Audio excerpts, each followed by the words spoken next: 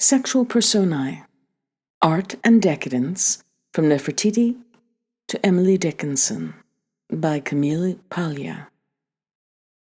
Chapter 1, continued, page 17. Sex and Violence, or Nature and Art.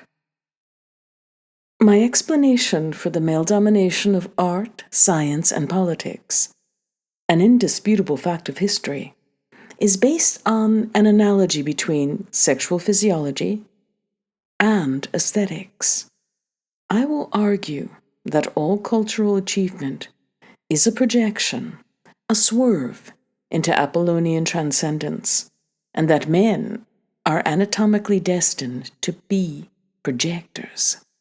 But as with Oedipus, destiny may be a curse.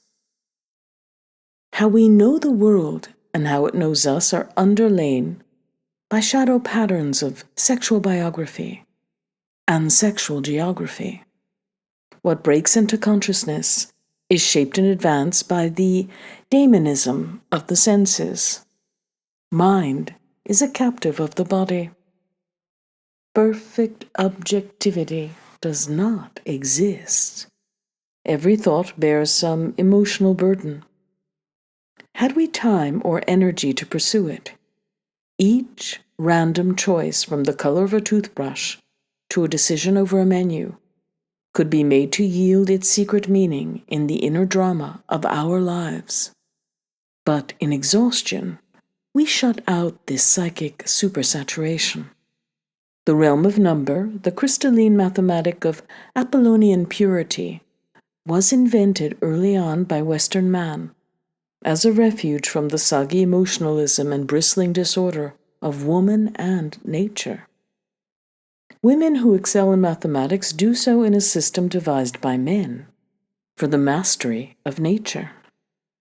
Number is the most imposing and least creaturely of pacifiers. Man's yearning hope for objectivity. It is to number that he, and now she, withdraws to escape from the Chthonian mire of love, hate, and family romance. Even now, it is usually men, rather than women, who claim logic's superiority to emotion. This they comically tend to do at moments of maximum emotional chaos, which they may have incited and are helpless to stem.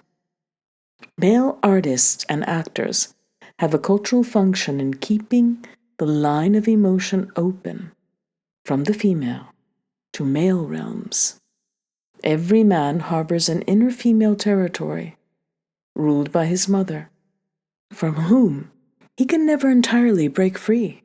Since Romanticism, art, and the study of art have become vehicles for exploring the West's repressed emotional life, though one would never know it from half the deadening scholarship that has sprung up around them, poetry is the connecting link between body and mind.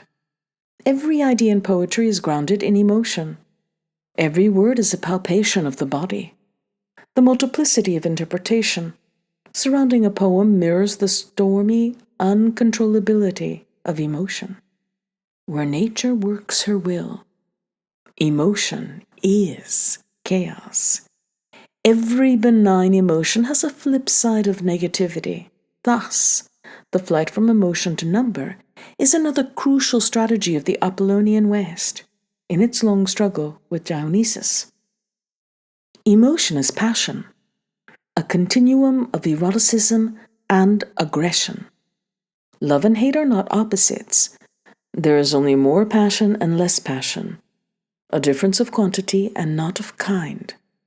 To live in love and peace is one of the outstanding contradictions that Christianity has imposed on its followers, an ideal impossible and unnatural.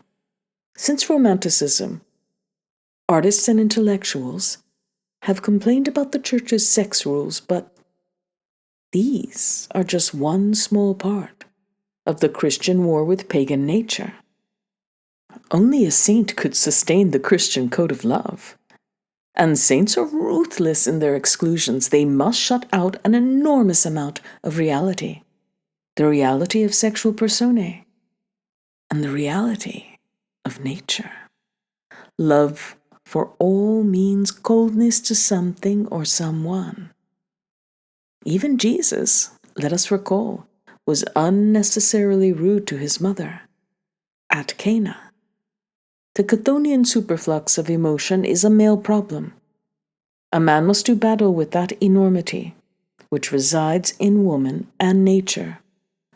He can attain selfhood only by beating back the demonic cloud that would swallow him up. Mother love, which we may just as well call mother hate. Mother love, mother hate for her or from her. One huge conglomerate of natural power.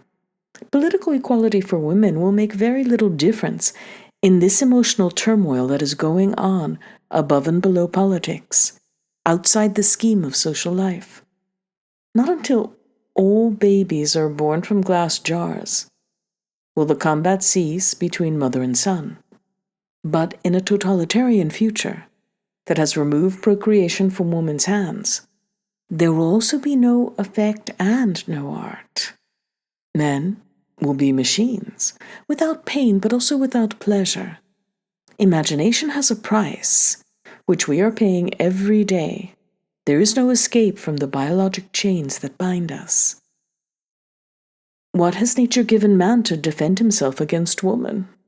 Here, we come to the source of man's cultural achievements, which follow so directly from his singular anatomy. Our lives as physical beings give rise to basic metaphors of apprehension, which vary greatly between the sexes. Here, there can be no equality. Man is sexually compartmentalized. Genitally, he is condemned to a perpetual pattern of linearity, focus, aim, directness. He must learn to aim. Without aim, urination and ejaculation end in infantile soiling of self or surroundings. Woman's eroticism is diffused throughout her body. Her desire for foreplay remains a notorious area of miscommunication between the sexes. Man's genital concentration is a reduction, but also an intensification. He is a victim of unruly ups and downs. Male sexuality is inherently manic-depressive. Estrogen tranquilizes, but androgen agitates. Men are in a constant state of sexual anxiety, living on the pins and needles of their hormones. In sex as in life, they are driven beyond the self, beyond the body. Even in the womb, this rule applies. Every fetus becomes female unless it is steeped in male hormone, produced by a signal from the testes.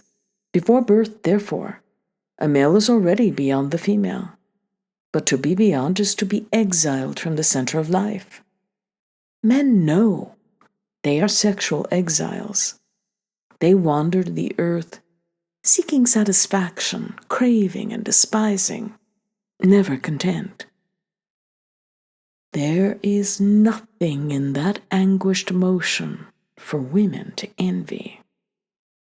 The male genital metaphor is concentration and projection. Nature gives concentration to man to help him overcome his fear. Man approaches woman in bursts of spasmodic concentration. This gives him the delusion of temporary control of the archetypal mysteries that brought him forth. It gives him the courage to return. Sex is metaphysical for men, as it is not for women. Women have no problem to solve by sex. Physically and psychologically, they are serenely self-contained. They may choose to achieve, but they do not need it. They are not thrust into the beyond by their own fractious bodies. But men are out of balance. They must quest, pursue, court, or seize. Pigeons on the grass, alas, in such parkside rituals we may savor the comic pathos of sex. How often one spots a male pigeon making desperate, self-inflating sallies toward the female, as again and again she turns her back on him and nonchalantly marches away. But by concentration and insistence, he may carry the day. Nature has blessed him with obliviousness to his own absurdity. His purposeness is both a gift and a burden. In human beings, sexual concentration is the male's instrument for gathering together and forcibly fixing the dangerous Chthonian superflux of emotion and energy that I identify with woman and nature. In sex, man is driven into the very abyss which he flees. He makes a voyage to non-being and back, through concentration to projection into the beyond.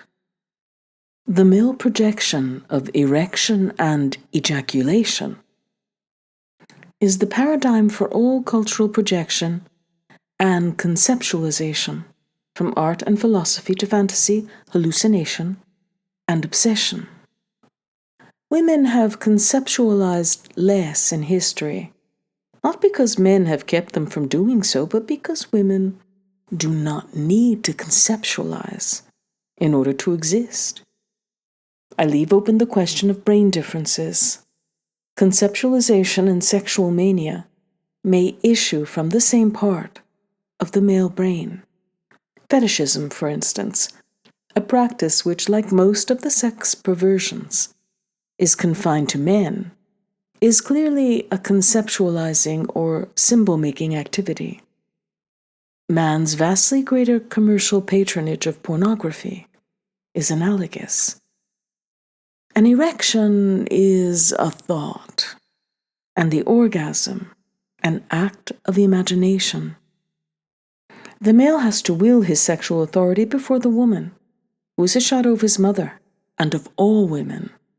Failure and humiliation constantly wait in the wings. No woman has to prove herself a woman in the grim way a man has to prove himself a man.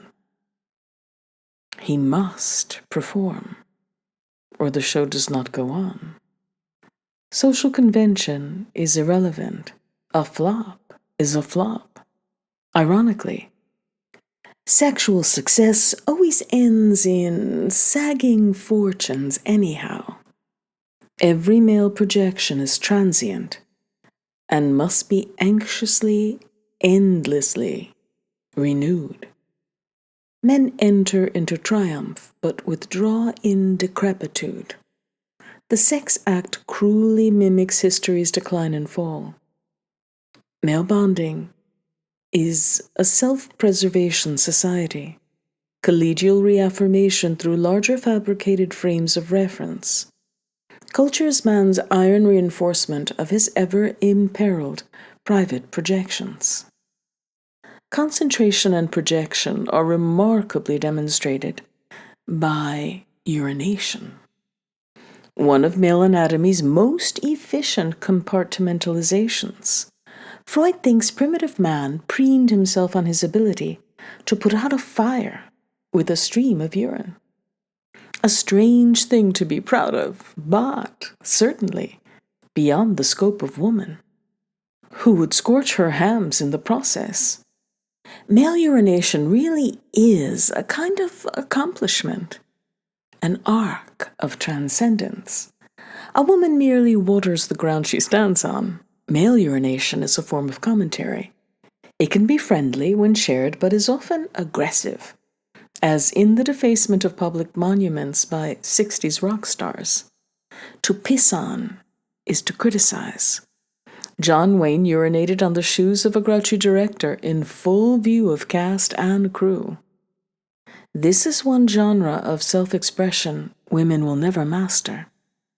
A male dog marking every bush on the block is a graffiti artist, leaving his rude signature with each lift of the leg. Women, like female dogs, are earthbound squatters. There is no projection beyond the boundaries of the self. Space is claimed by being sat on. Squatters' rights. The cumbersome solipsistic character of female physiology is tediously evident at sports events and rock concerts where 50 women wait in line for admission to the sequestered cells of the toilet. Meanwhile, their male friends zip in and out in every sense and stand around looking at their watches and rolling their eyes.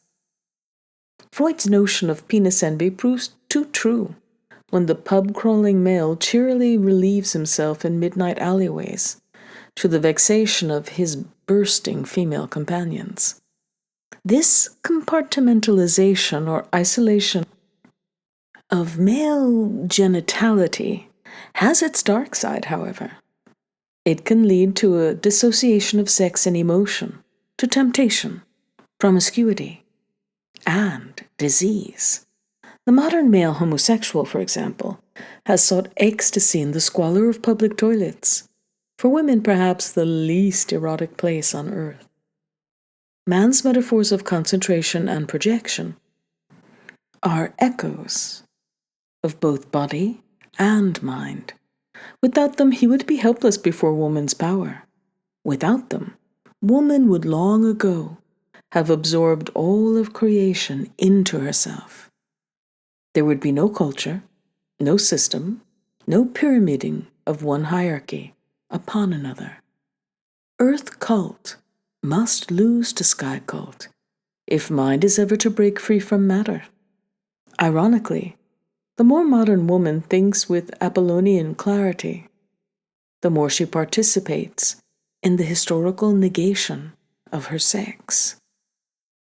Political equality for women, desirable and necessary as it is not going to remedy the radical disjunction between the sexes that begins and ends in the body.